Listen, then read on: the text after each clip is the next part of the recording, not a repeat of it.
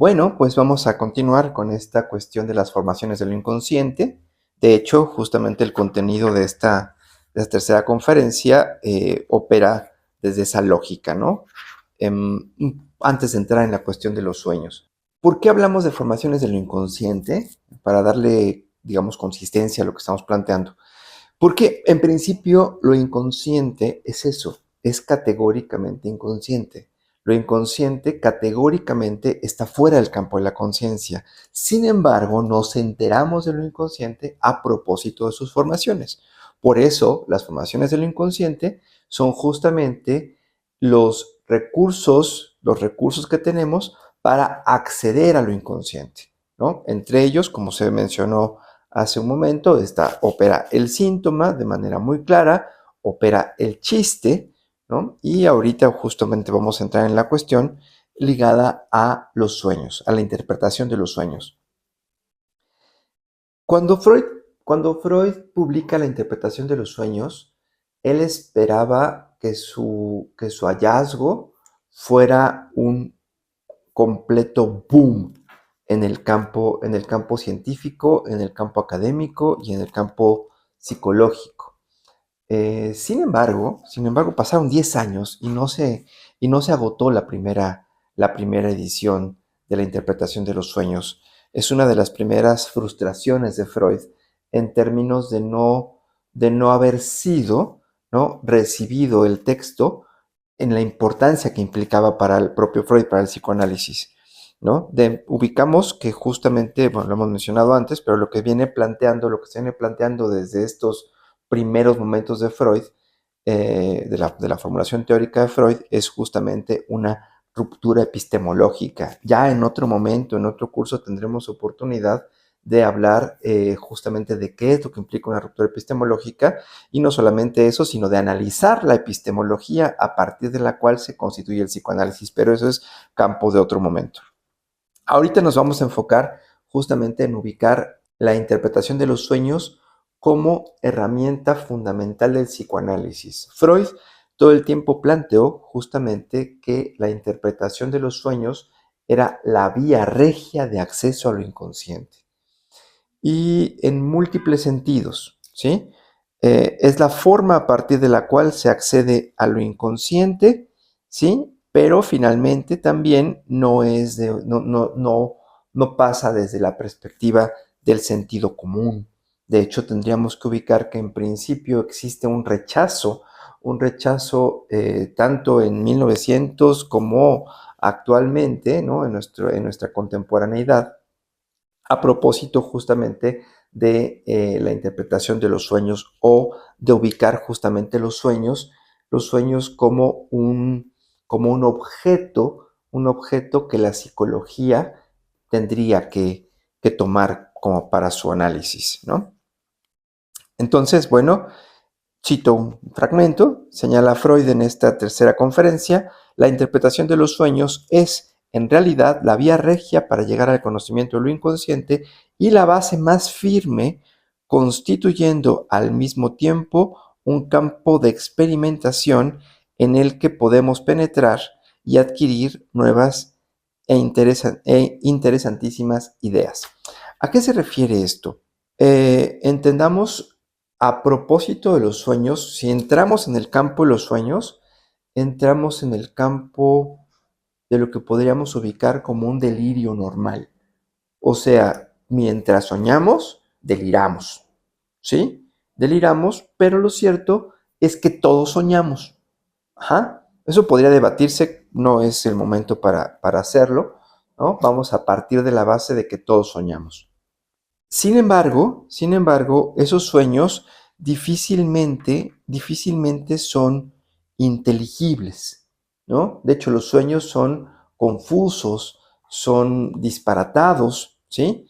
Es difícil acceder justamente o pretender que los sueños tienen una lógica que pudiera ser lineal, que pudiera ser clara, una lógica que se basara en el fundamento de la filosofía, ¿no?, de la lógica, que es el tercero excluido. No se puede ser y no ser al mismo tiempo, no se puede estar aquí y allá, aquí y en otro lugar al mismo tiempo. Bueno, en los sueños, justamente esas leyes de la lógica que operan obviamente en el campo de la vida despierta, de la vida diurna, no aplican en los sueños, ¿no? Entonces, los sueños realmente son confusos, muchas veces son descabellados, muchas veces tienen un carácter absurdo, salvo unos, ¿no? Freud va a plantear que los sueños de los niños son sueños muy claros, ¿sí? Son sueños muy claros y que van a mostrar un elemento que va a ser fundamental, axiomático, en términos de la interpretación de los sueños. En los sueños de los niños es clara la realización de deseo. Esto es, el sueño es o implica una realización de deseo. Basta con ubicar, por ejemplo, la experiencia que tuvo un niño el día anterior, ¿no? Para ubicar cuál sería el sentido de sus sueños. Por ejemplo, un niño que fue al parque o al zoológico, ¿no? Y vio a un globero y quería obviamente un globo, sus padres no le compraron el globo o no le compraron el reguilete o no le compraron las papitas, etcétera, ¿sí?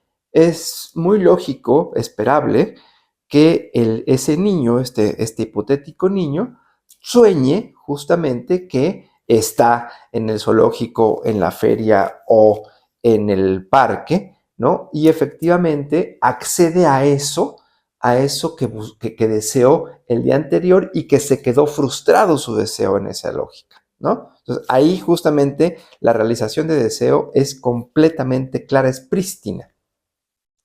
Sin embargo, en el campo de los adultos, ¿sí? Los sueños se hacen muchísimo más confusos, insensatos, absurdos, descabellados, por no decir inmorales y desvergonzados. Entonces, lo que va a operar es un proceso diferente, ¿sí?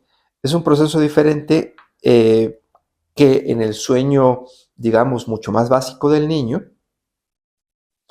pero cuyo resultado es el mismo. Esto es, por más raro o difícil que sea aceptarlo, lo cierto es que en el adulto el sueño también opera como una realización de deseo, pero como una realización disfrazada, deformada del deseo. ¿Sí? Eso es justamente lo importante. Y ahí está el por qué los sueños son, en principio, la vía regia de acceso al inconsciente, porque además son un campo experimental, ¿sí? Son un campo experimental a partir del cual se constituye las teorías más claras y básicas del propio psicoanálisis, ¿no? Entonces, lo que tenemos en el adulto es que los sueños sufren una deformación. A lo que me refiero es que lo que recordamos del sueño, ¿sí? Denominado desde el principio, o denominémoslo desde el principio ya como contenido manifiesto, ¿sí? Como el contenido manifiesto del sueño, es ya una deformación, ¿sí? Esa es una deformación. ¿Por qué? Porque las ideas latentes del sueño, ¿no? El contenido latente, las ideas latentes que dieron lugar al sueño, ¿sí? Al pasar por la censura, tienen que ser deformadas. Esto es solamente a partir de la deformación, se puede acceder o pueden acceder al campo de la conciencia estos sueños. Por ejemplo, si retomamos el chiste de los dos bandidos y el Salvador, pues el crítico de arte lo que quería era decir, son unos ladrones, ¿no? Pero no pudo decirlo de esa manera, pues porque estaba en la casa de los ladrones, porque eran ladrones de muy poca, de una muy mala reputación, de pocos escrúpulos, y pues podían haberlo sometido, podían haberlo humillado, podían haberlo golpeado, etcétera, ¿no? Entonces, ahí hay una censura. Sin embargo, no por haber la censura, ese contenido quedó sin expresarse, ¿no? Ahí está justamente el chiste, como decía Alejandro Monge hace un momento. Dijo algo deformado, tuvo que dar un rodeo para poderlo decir, ¿no? Tuvo que burlar la censura para poderlo decir. Ajá. En los sueños pasa exactamente lo mismo. Tenemos ideas latentes del sueño, que son justamente las ideas inconscientes, ¿sí? Que pueden ser lo que ya hemos pensado, descabelladas, ridículas, absurdas, inmorales, vergonzosas, inapropiadas, etcétera, ¿sí? Que pero necesitan, pugnan salir, ¿sí? Al campo, pugnan llegar al campo de la conciencia y para llegar es que tienen que deformarse, tienen que, digámoslo así, trasvestirse con diferentes elementos para que algo de ese contenido inconsciente pueda justamente llegar al campo de la conciencia. Entonces, esto es bien importante. El contenido manifiesto del sueño es el sustitutivo deformado de las ideas inconscientes del mismo y esta deformación es obra de fuerzas defensivas del yo, resistencias, resistencias que durante el estado de vigilia impiden por completo el acceso a la conciencia, a los deseos reprimidos de lo inconsciente y que, debilitados cuando el sujeto duerme, conservan, sin embargo, energía suficiente para obligar a dichos deseos a envolverse en un disfraz. Y esto justamente es lo que conocemos como la elaboración del sueño. Este proceso de deformación, ¿sí? Este proceso de trasvestimiento, este proceso de desfiguración. Ajá. Porque lo importante, digo, acá hay que entender que justamente lo inconsciente pugna por salir a la conciencia. Y en términos analíticos, la alianza del analista con respecto al trabajo que hace con el consultante es justamente una alianza con el inconsciente del consultante. Porque en el yo van a operar justamente estas defensas y estas resistencias. Un poco paréntesis en este punto. Ubicamos aquí dos elementos muy importantes. Por una parte, la cuestión de la represión. Entendamos la represión, ya lo mencionamos antes, como un acto psíquico que tiene como objetivo expulsar del campo de la conciencia un contenido que resulta incompatible con las coordenadas morales, éticas y estéticas del sujeto. Esto es algo mal visto, algo que me puede generar un problema, ¿sí? Pero son procesos que aprendimos muy temprano y que operamos, o en los que operamos de manera casi automática. Por otra parte, la resistencia es el trabajo cotidiano, sostenido, permanente, que se hace para mantener eso que fue reprimido, así, reprimido. Entonces, realmente en lo que consiste el trabajo analítico en buena medida es justamente en la elaboración de las resistencias del sujeto con respecto a mantener expulsado los contenidos inconscientes. Esto en el sueño no es, bueno, no es una excepción. De hecho, es en el sueño donde Freud lo va a ubicar y formalizar por primera vez. Entonces, y esa formalización tiene que ver justamente con ubicar cómo es que se genera, cómo es que se produce la elaboración del sueño. Freud va a reconocer dos mecanismos, tres, aquí menciona dos, ¿sí? Por una parte, la condensación y el desplazamiento. Por otro lado, va a hablar de la figurabilidad, pero eso lo mencionaremos en otra ocasión. Y entendamos que la condensación y el desplazamiento van a funcionar en términos económicos. Todo el psiquismo humano opera en términos económicos, esto es, tener un mayor resultado con un menor uso de energía psíquica, ¿sí? Y esos son justamente la condensación y el desplazamiento. La condensación, por ejemplo, es cuando soñamos y cuando recordamos el sueño decimos, es que soñé que era mi papá, pero no era mi papá porque traía los lentes de mi tío, pero traía el sombrero de mi abuelo, ¿no? Entonces ahí tenemos una condensación de tres figuras, el padre, el tío y el abuelo, ¿sí?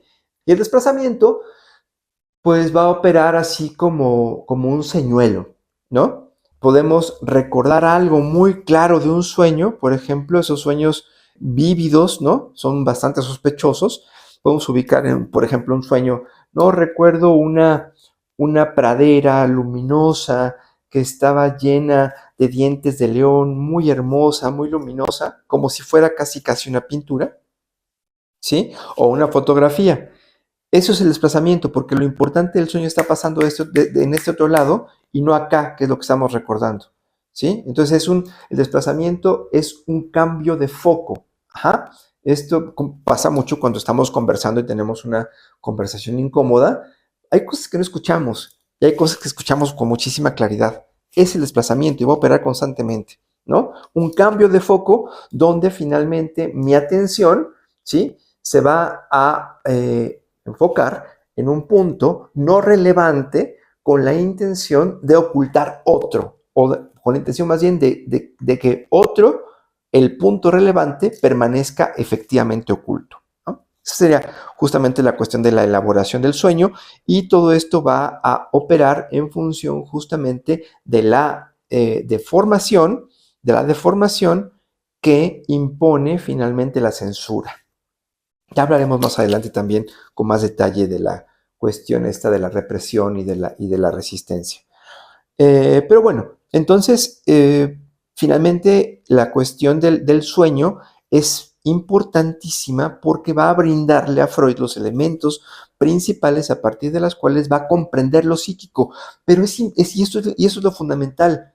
Todos soñamos, ¿sí? Todos soñamos y en todos nuestros sueños opera esta misma deformación, opera esta misma elaboración del sueño, lo que implica que el conflicto psíquico que la provoca es universal y no es prerrogativa justamente de una supuesta enfermedad mental, ¿no? Eso es importantísimo de comprender. El conflicto psíquico nos atraviesa estructuralmente a todos los seres hablantes. Y el psicoanálisis, como método de investigación de los procesos inconscientes, ¿sí? No se enfoca simplemente en la supresión de síntomas, eso también hablaremos más adelante, desde una perspectiva terapéutica, sino en la comprensión y elaboración de el conflicto psíquico que nos arroja de alguna manera a alguna condición llamada neurosis, por decirlo menos, ¿no? Otro elemento de por qué hay un rechazo sistemático a la cuestión del sueño o a cuestionarse sobre el sueño es por el contenido sexual de los mismos. Muchas veces, la mayor parte de ellas, los sueños ocultan, y lo digo así, ocultan un contenido sexual que tiene que, digamos, disfrazarse para acceder a la conciencia, ¿no? Y eso finalmente, culturalmente, nos pone en mucho problema, ¿sí? Porque los sueños lo que van a aparecer son deseos que pueden ser inconfesables, pero que justamente al permanecer inconfesados generan una descarga energética que no alcanza su destino, ¿sí? Que lo mencionamos antes, ¿no? Se puede reconocer, en la conferencia anterior me refiero, la clase anterior, se puede reconocer un deseo como algo reprobable y rechazarlo, que es diferente que reprimirlo.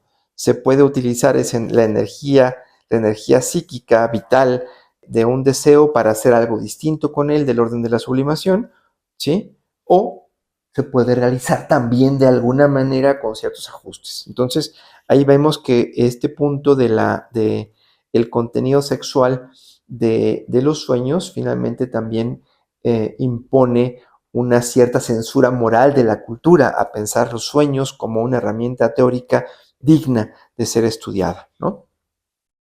Finalmente, el último punto que va a abordar Freud en esta conferencia a propósito de los sueños es justamente los sueños de angustia.